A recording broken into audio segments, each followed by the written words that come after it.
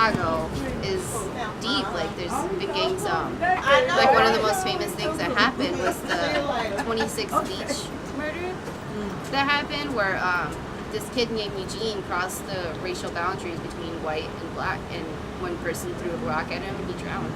And that led on to the race riots that happened in Chicago, and like that today is still in Chicago. That's why, like I said, it's separated or segregated. Yeah. Like there's certain districts and stuff like that, and like the reputation that those have, like that's why I try and stay away from it. It's because you look at the person the wrong way, especially if you're not from around here or if you're a different ethnicity and you go into the wrong place. Automatically, it's like everybody's defensive walls come up, and they're just like, who is this and stuff. Because like of like how long gang violence has been in Chicago. Dang. Yeah. But you were talking about Al Capone. Al Capone. Now that guy is like, it's so weird because I admire him so much. You admire him? Yes. Not because of like his all the murders obviously he's committed and stuff like that. Just like how he was this kid who was a first generation American, and he grew up in New York and Brooklyn, and then came here, and he just became this like godfather, and he was just this person that people definitely were respective of, and they like did not cross any boundaries with him, because if you did, you're gonna get killed. Like it's just so cool. Like, well, I like it. Like it's so weird how I say it's cool, but it's just fascinating to know that someone in history was like that, and like they didn't do anything about it until the St. Valentine's Day massacre, and even at that, like they never fully proved that it was Al Capone. They just assumed, like they don't have any evidence that it was actually him that did it, but they just were, because he was the rival of the Moran gang, like the Irish gang that was around at that time. Like they were rivals and stuff like that, and they just automatically pinned it on him. And just like how he had everybody on his payroll and stuff, like it's just amazing to see. Like so there's a person in history who was like that. Like you think it would only happen in movies, but it was like real, and that's the crazy part.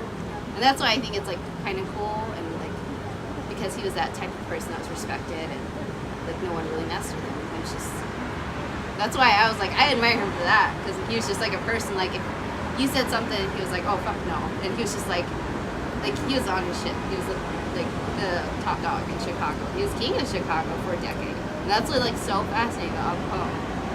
But then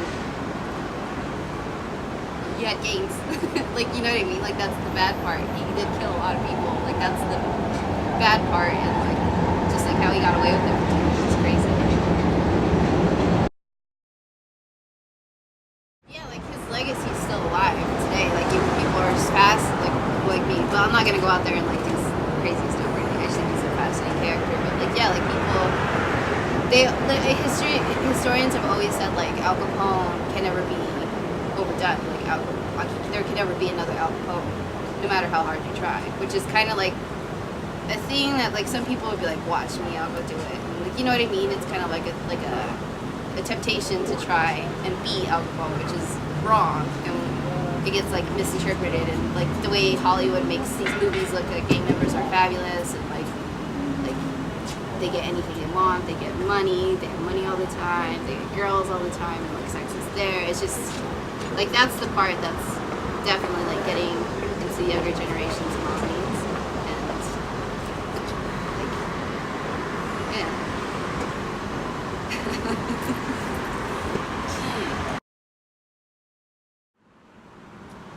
Money's nice. You sound nice. like you sound like you've had an experience. No, it's just like it's very easy to get there for some people. Like I'm not saying I have or anything like that, but just like it's really easy to get like on a reality show and stuff like that, and like get involved with gang members. Like it's so easy for kids to do that these days. But the real challenge is like getting an education and continuing past high school and living with student debt, like living with like consequences that you're gonna have. Like you're gonna be in debt because that's just the way the economy is now. It just sucks. But like learning to like live with that, living with what you have, that's the part I think that gets like confused and like sugar coated with the videos and the music. Like, oh, do this, do that, and you don't have to deal with that. Like you know what I mean? Like it's easy. Like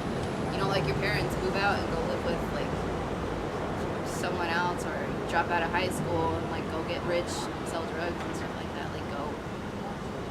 But then like I guess the hard part is like actually sticking it through. And then like that too, like there's some careers where you won't make money, but like the thing that's gone about half of the jobs these days is like the passion and enjoyment you have for it. Like it shouldn't be about money, but that's what it is. It is what it is. But like that's just the one thing I think got lost in there somewhere. And that's like it's definitely one thing that gets